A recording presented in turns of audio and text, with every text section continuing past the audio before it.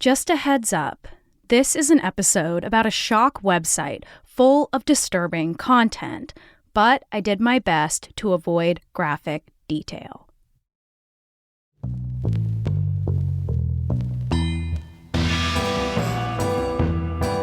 On this podcast, we explore fantastical thinking, moral panics, conspiracy theories, and urban legends, examine the forces that shape our culture, and tell the stories that create the realities we share, and sometimes the realities we don't. I'm your host, Chelsey Weber-Smith, and this is American Hysteria. Whoa, what the? Oh, no. Put on one of these other ones. Chill, dude. No. It better not be real. Oh, no.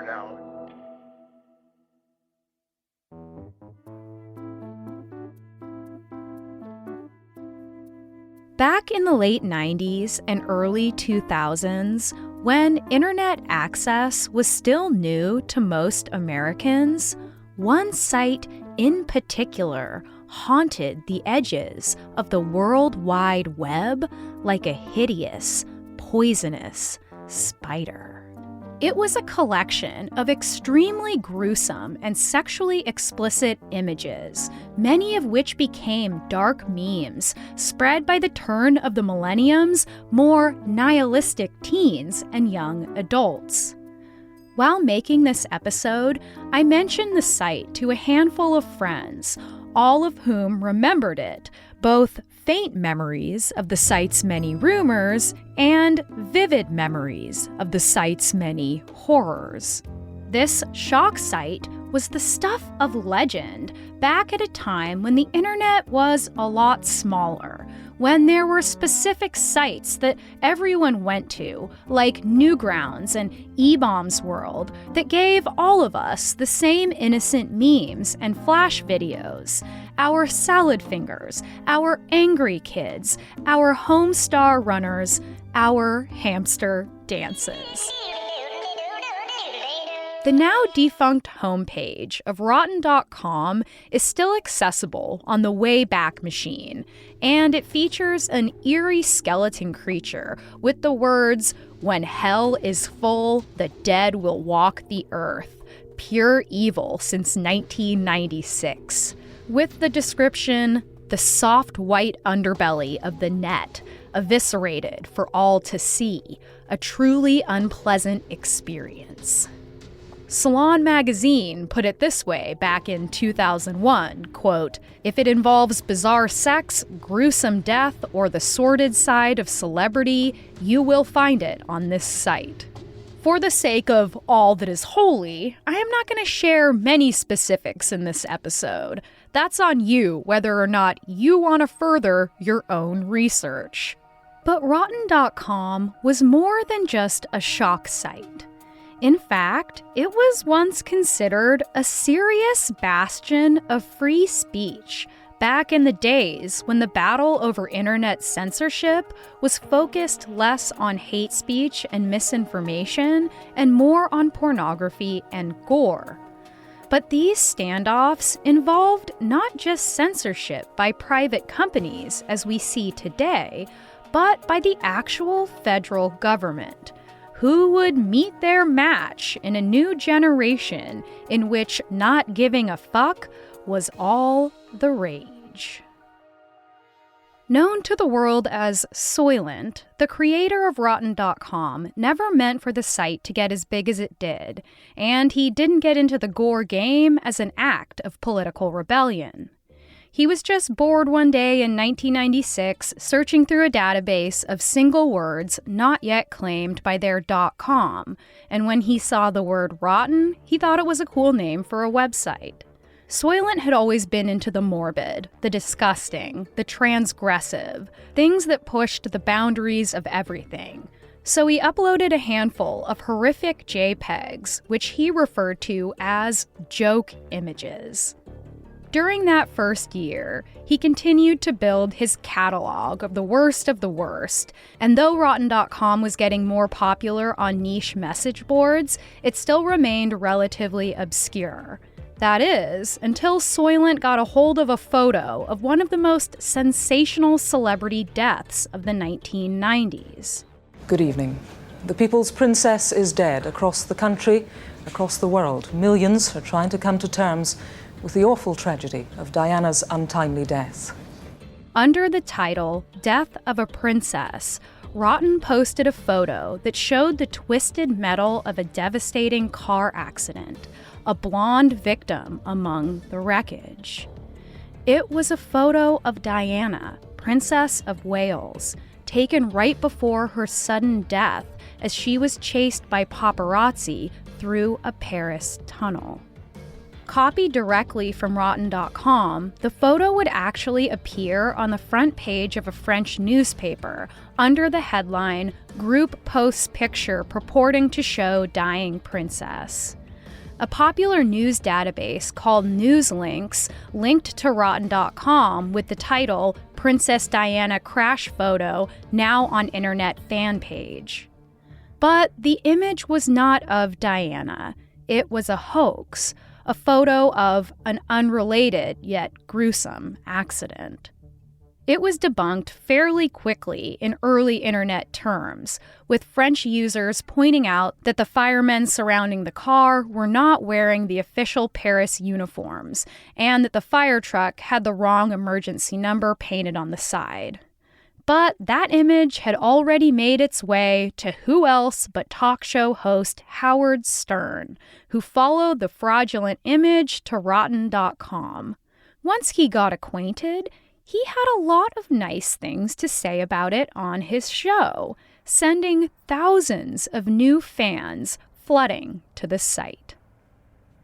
Death of a Princess is considered to be one of the very first viral hoaxes on the World Wide Web, with a 1997 New York Times article foreshadowing where we find ourselves today. Quote, "The hoax photo has set off a new controversy over the ease with which inaccurate information can be disseminated over the global computer network.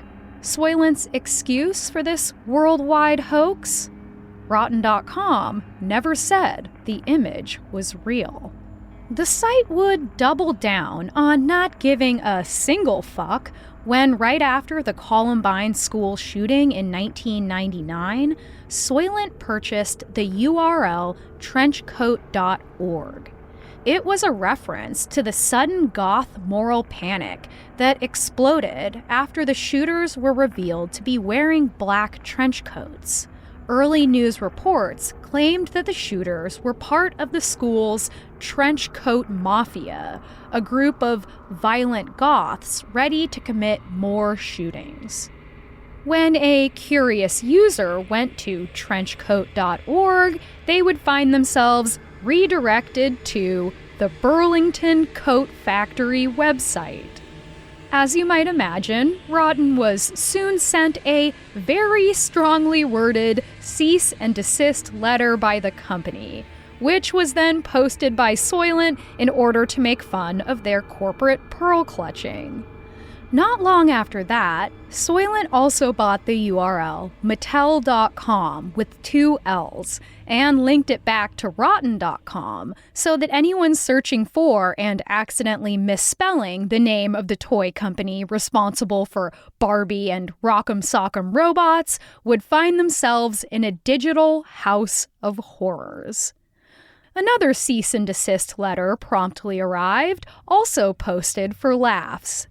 The Anti-Defamation League sent a very polite letter requesting that the site take down a cheesy digital image of a sadistic Pillsbury Doughboy cooking a bunch of smaller Pillsbury Doughboys in an oven because it apparently reminded some people of the Holocaust. Then came a cease and desist letter from Pillsbury itself, with both of these posted on the site for users to make fun of. But these controversies were relatively quiet, mostly jokes enjoyed by seasoned users who saw these legal threats as proof they were doing something to piss off the corporate overlords. But a February 2001 article by The Independent titled "Police Try to Shut Down Website with Picture of Pervert Eating Baby" would rocket the site back into public consciousness, with the journalist announcing that both Scotland Yard and the FBI were investigating the legitimacy of a series of unimaginable photos of a Chinese man eating a baby. The article also claimed that the website, based in California, had been linked with, quote, "the ritual abuse of children." The writer then goes on to name his source for this information, quote, "The existence of the website was revealed by 2 patients at the Clinic for Dissociative Studies based in London's Harley Street and run by Valerie Sinison, a psychotherapist who specializes in the treatment of adult survivors of child abuse." Dr. Valerie just so happened to be the recovered memory therapist at the center of the UK version of the satanic ritual abuse Hysteria. Whether the rumors of the FBI Scotland Yard investigations were true remains unknown. But after reading the article, Soylent was surprised as everyone else because he hadn't been contacted by authorities of any kind. Still, he would counter the claims by pointing to proof that the photo was part of a conceptual art series by a Chinese artist named Zhu Yu called Eating People. To this day, the photo still appears on racist Facebook posts, most recently claiming that COVID-19 started in China because they routinely eat babies. In actuality, it was all a hoax by a boundary-pushing artist, most likely using a doll and the body of a roasted duck. I suppose this is the most controversial piece you've made. Can you tell me about how you came to do this particular performance piece with the eating the baby? 这个作品，我最早的构思。 The year before this baby-eating outrage, a website unrelated to Rotten came to the attention of the World Wide Web, a controversy focused on another aggressively innocent target. Under the guidance of one Dr. Wong Chang, the site taught visitors how to create bonsai kittens by raising them inside glass jars, molding their bones into its shape, using muscle relaxers, and feeding them through tubes.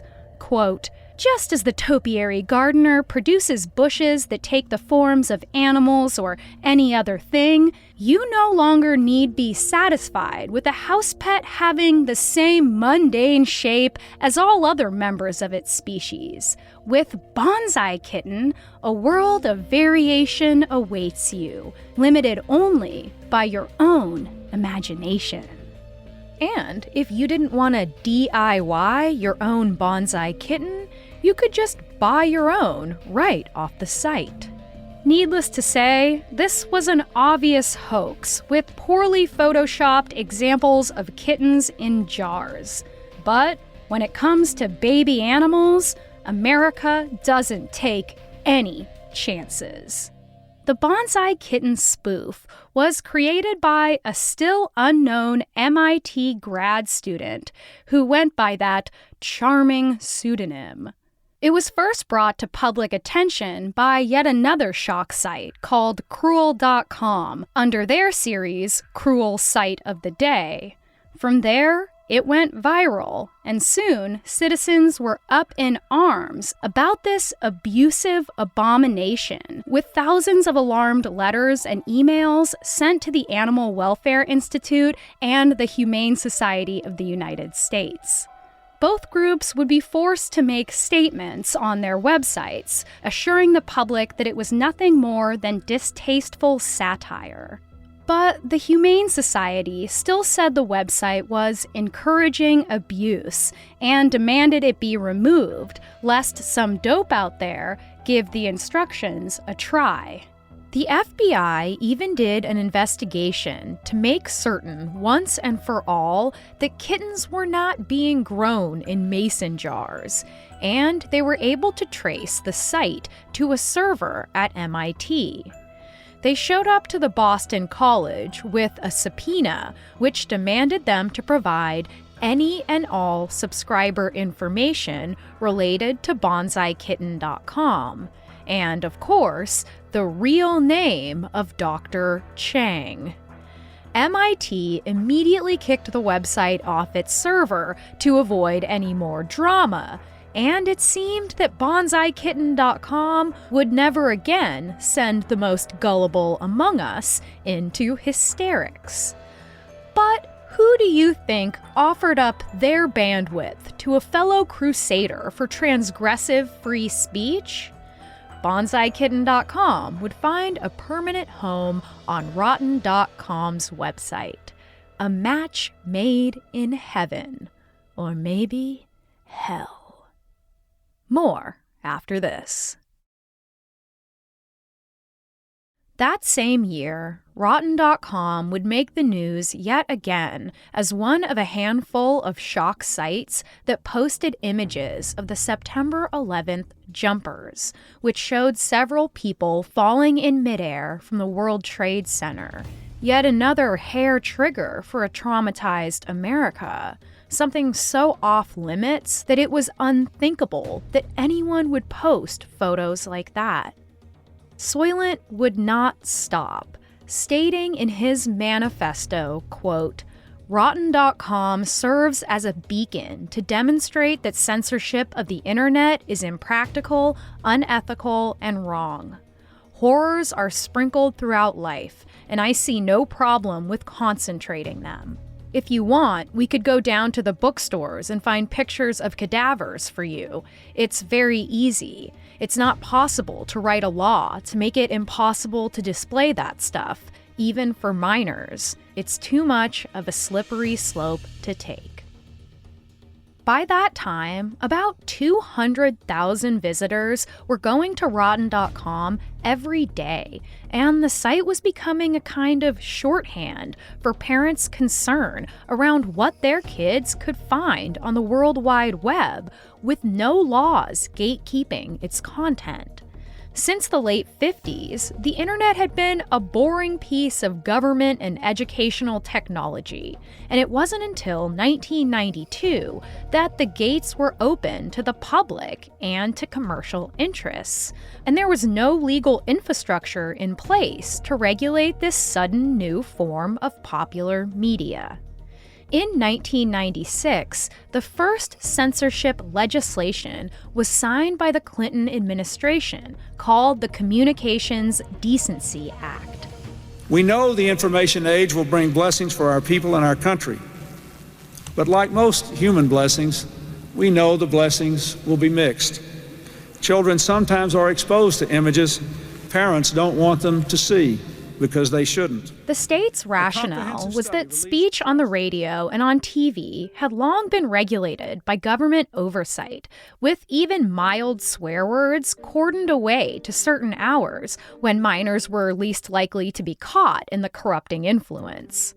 The law was based around preventing children from gaining access to explicit content by making it a criminal offense to send obscene or indecent messages to anyone underage, as well as knowingly displaying content deemed patently offensive that could be accessed by those under 18. In legal terms, these categories are confusing, with obscenity being speech that does not receive federal protection under the First Amendment, what contemporary community standards would judge the real bad stuff. Indecent material is content generally considered inappropriate by the same community standards, but less bad, still given First Amendment protection, especially when it has literary, artistic, political, or scientific value. But obviously, both categories could be very up for interpretation depending on your own value system. The law would also make companies responsible for adding age verification mechanisms for all adult content, meaning they would have to figure out ways to screen everything or face criminal charges. It also meant that a person couldn't post this kind of content in any public forum, including message boards and chat rooms. Civil liberties groups immediately got to work organizing mass protests online and sounding the alarm that this law could be interpreted in ways that could be dangerous to individual rights and the free exchange of information. Ultimately, it worked, and the courts, citing free speech, kept the part about obscenity but struck down the part about indecency, agreeing that it was too broad and too ill-defined.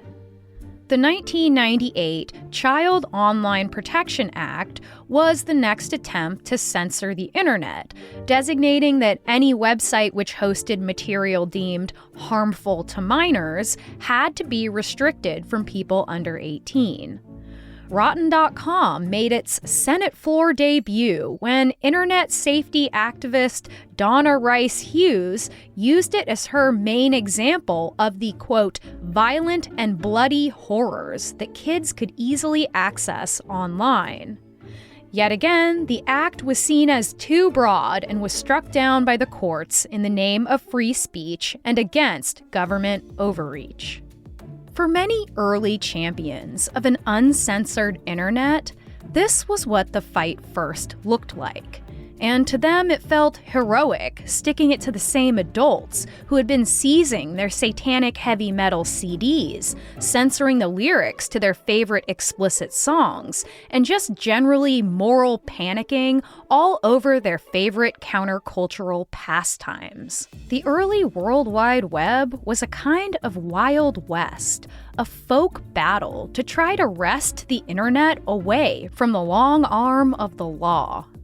It's important to remember that the internet rose to popular usage during the Jackass era, the days of punk and skate culture going mainstream, an era of screaming apathy, a contest to see who could care less, whether it was about what happens to their body as they throw themselves into potentially deadly juvenile stunts, or about offending their fellow citizens with shocking sex and twisted gore.